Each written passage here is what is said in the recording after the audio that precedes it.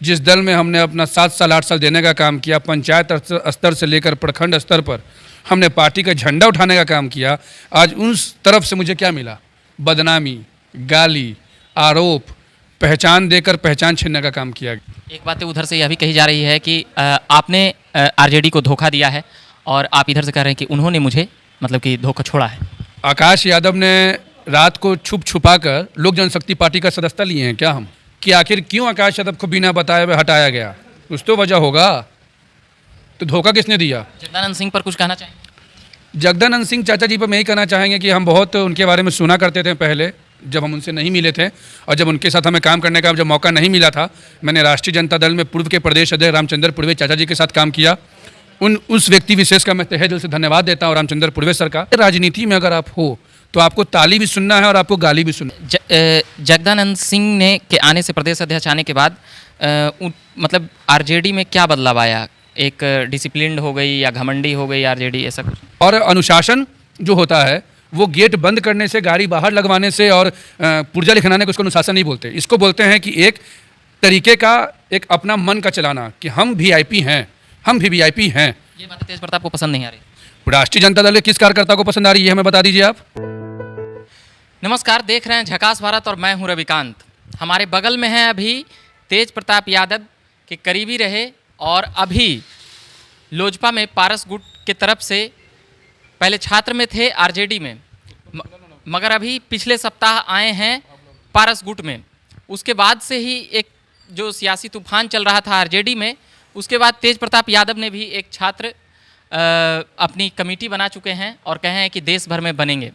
तो आप जिस प्रकार से, जिस प्रकरण के बाद एलजेपी में आए, तो ये पहले से बात चल रही थी या आपको हटाया गया जगदानंद सिंह, ये सब विवाद हुआ तब आप में ये ध्यान आया? देखिए, मैं आपको ये बात स्पष्ट कर दूं कि जो चीज़ें हुई राष्ट्रीय जनता दल के द्वारा, जो हमको लेकर जो किया गया, इसकी जानकारी हमें पहले से बिल्कुल भी नहीं था कि हमें कब हटाया गया, कब बनाया गया, कब क्या किया गया। जो बोला गया राष्ट्रीय जनता दल की तरफ से, इसकी हमें कोई जानकारी नहीं थी। और हमारे साथ जो बर्ताव किया गया, हमारे पहचान को, हमारे छवि को जो धूमिल करने का जो प्रयास किया गया, उस चीज़ों को लेकर हमें लगा कि कहीं ना कहीं हमारा राजनीतिक हत्या करने का प्रयास राष्ट्रीय जनता दल के प्रदेश अध्यक्ष चाचा जी हमारे जगदानंद सिंह जी ने करने का काम किया। तो हमने राजनीतिक रूप से, राजनीतिक तरीके से हमने जवाब देने का काम किया। और प्रदेश अध्यक्ष होकर उन्होंने हमें कहीं बनाया नहीं था, तो लोक जनशक्ति पार्टी के माननीय राष्ट्रीय अध्यक्ष पशुपति कुमार पारस चाचा जी ने राष्ट्रीय अध्यक्ष होकर मुझे छात्र का राष्ट्रीय अध्यक्ष बनाने का काम किया। तो आपको जैसे वहाँ से किस कारण से हटाया गया, ये बात पर जरा। कारण जहाँ तक हमें लगता है कि बिना कारण का ही हटाया गया। अगर कोई कारण होता तो ज़रूर बताया जाता। तेज प्रताप यादव के करीबी रहने का खामियाजा शायद।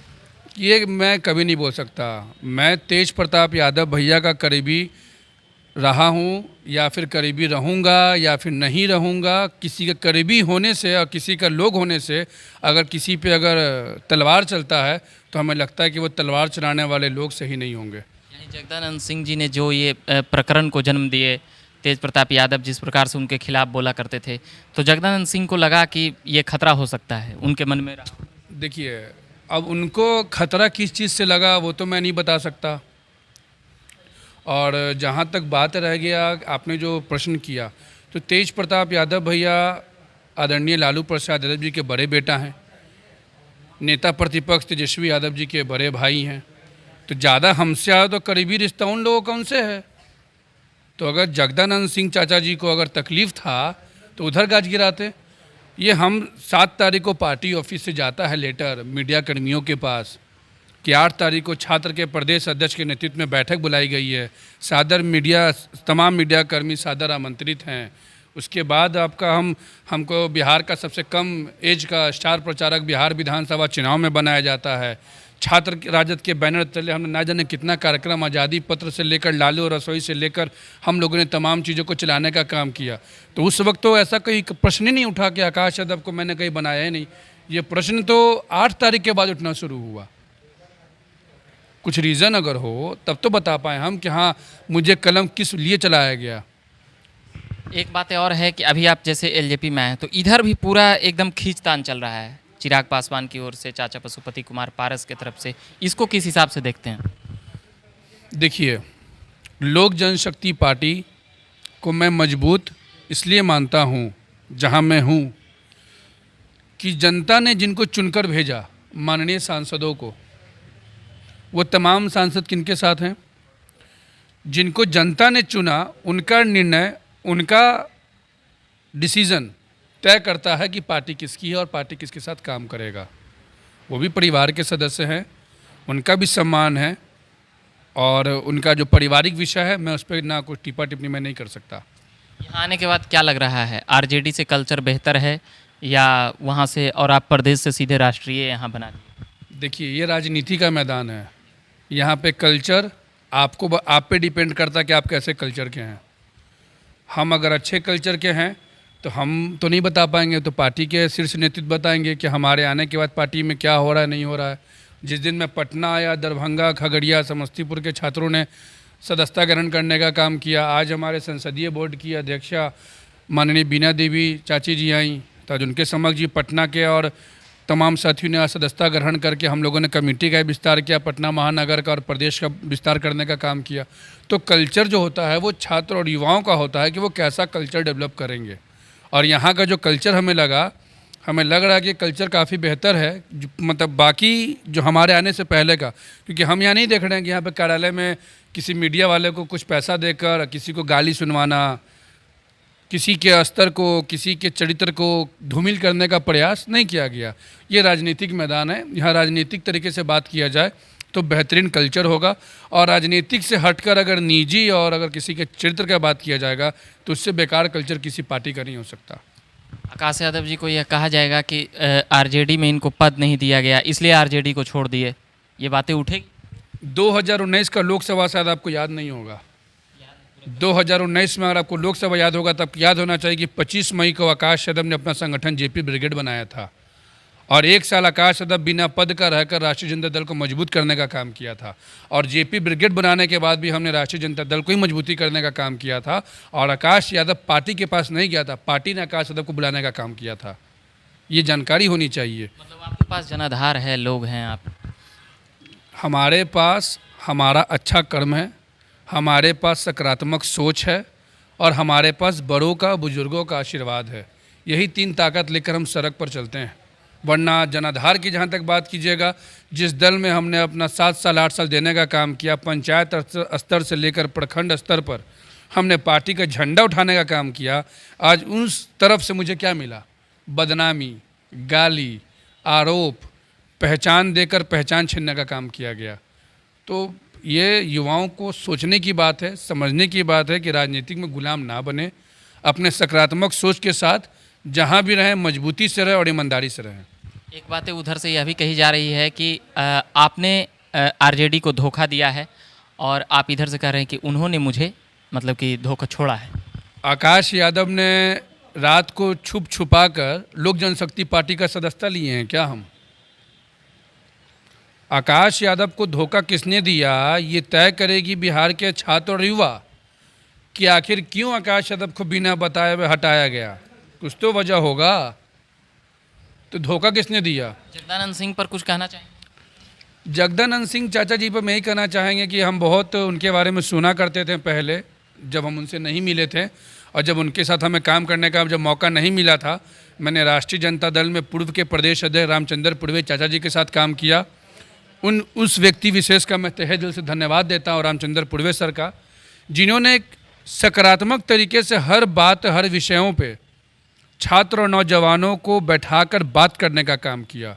और सक्रिय राजनीति में अगर आप हो तो आपको ताली भी सुनना है और आपको गाली भी सुनना है। राजनीति में देश के माननीय प्रधानमंत्री को भी लोग गाली देते हैं, बिहार के माननीय मुख्यमंत्री को भी गाली देते हैं, आदरणीय लालू प्रसाद यादव जी को भी गाली देते हैं। तो ये जो गाली का है, तो आपको जब ताली मिलेगा तो गाली भी सुनना है। और आप ये एक तरफा सोचोगे कि नहीं, आपको सिर्फ और सिर्फ वाह वही हो और आप बुज़ुर्ग हो, तो बुज़ुर्ग का पहला काम होता है छात्र और युवाओं को सही मार्गदर्शन देना, ना कि छात्र और युवाओं से लड़ाई लड़ना। ये बात है। जगदानंद सिंह ने के आने से, प्रदेश अध्यक्ष आने के बाद मतलब आरजेडी में क्या बदलाव आया? एक डिसिप्लिन्ड हो गई या घमंडी हो गई आरजेडी, ऐसा कुछ? पहला नंबर चीज़ सुन लीजिए, डिसिप्लिन का मैटर क्या होता है। डिसिप्लिन यहाँ पे कोई फौज में हम लोग नहीं है, इंडियन आर्मी के हम लोग सिपाही नहीं हैं कि हम लोग यहाँ पे आएंगे गेट के बाहर से पुर्जी लिखेंगे, ये लिखेंगे। कार्यालय का मतलब होता है दरवाज़ा खुला रहना तमाम वर्गों के लिए। अगर हमारा कार्यालय ही का दरवाज़ा बंद हो जाएगा तो जो आम जनता है वो सचिवालय में तो पुर्जा ही लिख के जा रहा है, माननीय मंत्रियों से पुर्जा ही दे के मिल रहा है। अब वो कार्यकर्ता, जो आम कार्यकर्ता है, वो माननीय मंत्री से मिलेगा पुर्जा देकर, विधायक से मिलेगा पुर्जा देकर, पूर्व मंत्री से मिलेगा पुर्जा देकर, और संगठन में कार्यकर्ताओं से भी मिलेगा अगर पुर्जा देकर, तो फिर आप समझ लीजिए कि वो एक कॉरपोरेट टाइप का एक सिस्टम हो गया। और अनुशासन जो होता है वो गेट बंद करने से, गाड़ी बाहर लगवाने से और पुर्जा लिखवाने को उसको अनुशासन नहीं बोलते। इसको बोलते हैं कि एक तरीके का एक अपना मन का चलाना कि हम वीआईपी हैं, हम भी वीआईपी हैं। ये बातें तेज प्रताप को पसंद नहीं आ रही। राष्ट्रीय जनता दल के किस कार्यकर्ता को पसंद आ रही है, ये हमें बता दीजिए। आप हमें ये बताइए ना। आप लोग देखिए, मीडिया में क्या है ना कि मीडिया वाले लोग एक व्यक्ति विशेष को उठाकर सही चीज़ों को दबाकर और ख़राब चीज़ों को उठा देते हैं। उस चीज़ का विरोध, पार्टी कार्यालय के अंदर का जो गतिविधि का विरोध है, हर एक वो कार्यकर्ता कर रहा है। जो कार्यकर्ता बेचारा ट्रेन के जनरल बोगी में सफ़र कर कर पटना जंक्शन पर उतरता है और वहाँ से पैदल आर ब्लॉक पहुँचता है, और आर ब्लॉक पहुँचने का उसको मालूम चलता है कि आप पुर्जा लिख कर दीजिए। जगदानंद सिंह के स्वभाव और व्यवहार से, यानी कि अभी और आरजेडी टूट सकती है, या और भी किन्हीं नेता के वजह से आरजेडी के युवा और भी दूरी बनाएंगे या फिर और ज़्यादा जुड़ेंगे? राष्ट्रीय जनता दल इस व्यवहार से आगे बढ़ेगा कि पीछे घटेगा, ये अभी तय करना इस मंच के माध्यम से, आपके मीडिया के माध्यम से उचित नहीं होगा, क्योंकि हम लोग छात्र और नौजवान हैं, हवा में बात नहीं करते हैं, डंके की चोट पे बात करते हैं। राष्ट्रीय जनता दल कमज़ोर होगा कि मजबूत होगा, वो 24 और 25 की आपको इलेक्शन में दिख जाएगा। ठीक है, ये बात कर रहे थे आकाश यादव से, पहले आरजेडी के छात्र नेता रहे और युवा मोर्चा में भी काम किए। अभी ये एलजेपी में पारस गुट के अहम नेता हैं और छात्रों के युवाओं का नेतृत्व कर रहे हैं राष्ट्रीय स्तर पर। क्या आकाश यादव जी अभी राष्ट्रीय अध्यक्ष हैं? अभी के लिए हम इतना ही कहेंगे। आप देखते रहिए झकास भारत। हम तमाम उन पॉलिटिकल अपडेट्स तक जाने का प्रयास करेंगे।